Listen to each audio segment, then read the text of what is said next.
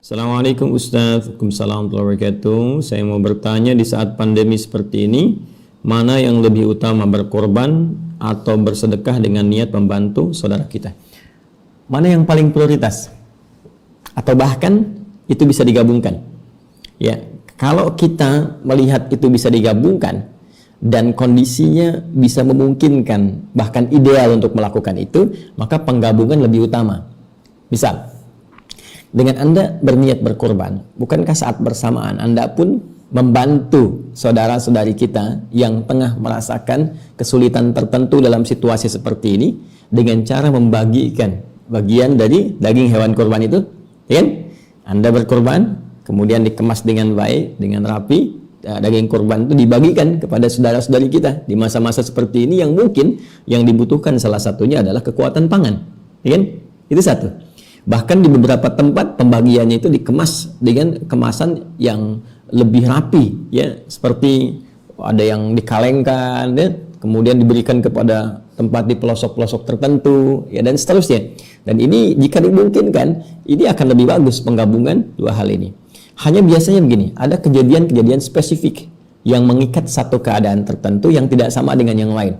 Misal, ya, dalam kondisi kita akan berkorban kepada Allah, misalnya tetangga kita punya kesulitan tertentu, apakah akan mengalami satu tindakan, ya, operasi misalnya karena penyakit tertentu, atau karena kondisi keuangan yang sulit, ya, ada hal yang memang dibutuhkannya bukan bagian dari daging korban misalnya, maka mana yang kemudian didahulukan dalam hal ini?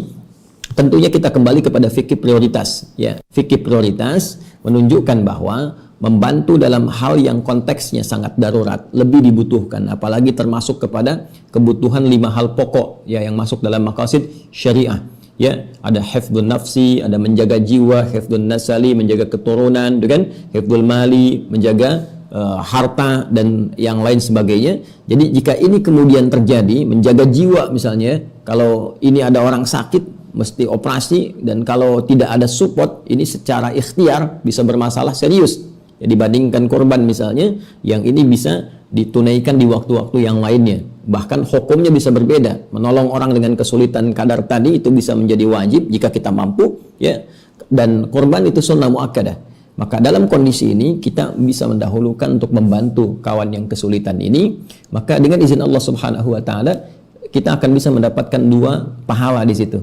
Satu, pahala membantu saudara kita ini, dengan membantu dia, maka satu masa Allah akan memberikan kadar kemudahan saat kita mendapatkan kesulitan. Ini sudah rumus, ya. Jadi kalau kita sering berusaha membantu dengan niat ibadah, maka kehidupan kita pun akan diringankan oleh Allah Subhanahu wa taala. Allah akan datangkan bantuan-bantuan tertentu bahkan dari sisi-sisi yang tidak kita duga, ya. Kemudian yang kedua, tadi pahala dari niat kurbannya, ya. Jadi dengan berniat itu, karena sudah ada wujudnya, dia sudah berniat, dan satu ibadah dihukumi dengan niatnya. Dengan hadis Nabi SAW, innamal a'malu binniyat, ya, sungguh semua amalan itu dihitung berdasarkan niatnya.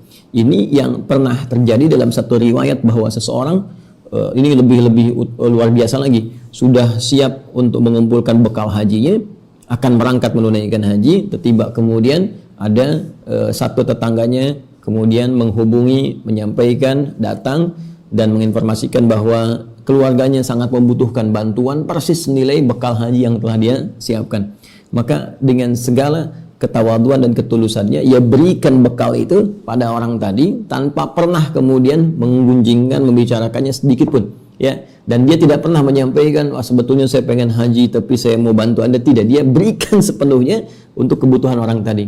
Maka apa yang terjadi ketika diterima oleh orang tadi, kemudian Allah memberikan penerimaan terbaik. Bahkan ada satu berita menyampaikan bahwa orang ini telah mendapatkan dari pahala hajinya, bukan sekedar memberikan dari bagian pinjaman terbaiknya. Di sini ada yang mengaitkan dengan Quran surah ke-3 ayat 92, lan tanalul birra hatta tunfiqu mimma tuhibbun. Ya, tidak mudah mendapatkan sifat birrun. Birrun itu yang diburu oleh para jemaah haji untuk bisa mendapatkannya. Birrun itu kebaikan yang muncul setelah mengalami perjuangan untuk menyingkirkan sifat buruknya. Jadi kalau misalnya, mohon maaf sekali, sifat marah-marah yang tidak bertempatnya hilang, muncul, sabar, dikoreksi, kan? dilontar, dihilangkan. Sifat misalnya, mohon maaf sekali, ada kata-kata kotornya hilang, muncul yang baik-baiknya setelah saat haji dilontar, dihilangkan.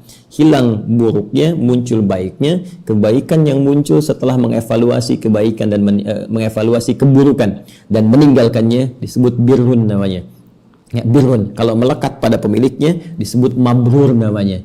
Dari sini ada istilah haji mabrur, haji yang bisa menanggalkan sifat buruk sehingga ketika selesai haji menjadi lebih baik. Ya, nah itu asalnya birrun. Di dalam Al-Quran ini dikaitkan dengan infak, satu pemberian. Lan tanalul birra, ya tidak mudah mendapatkan birrun, kamu tidak mudah mencapainya, ya hatta tunfiqu mimma tuhibbun, sampai kamu bisa berbagi dari apa yang kamu sangat ingin-inginkan. Pengen kurban tapi ada orang yang sangat membutuhkan. Dan itu melebihi kadar dari korban yang akan kita keluarkan dari sudut pandang hukum. Ketika kita berikan, sifat birrun itulah yang telah Allah persembahkan, Allah berikan untuk kita. Barangkali ada satu hadiah terindah yang Allah telah siapkan kepada kita dengan satu perjuangan tertentu. Jadi secara singkat, berikan bantuan kepada yang lebih membutuhkan dan semoga Allah memberikan dua pahala di sini, pahala menolong saudara kita dengan izin Allah dan juga pahala untuk niat berkorban.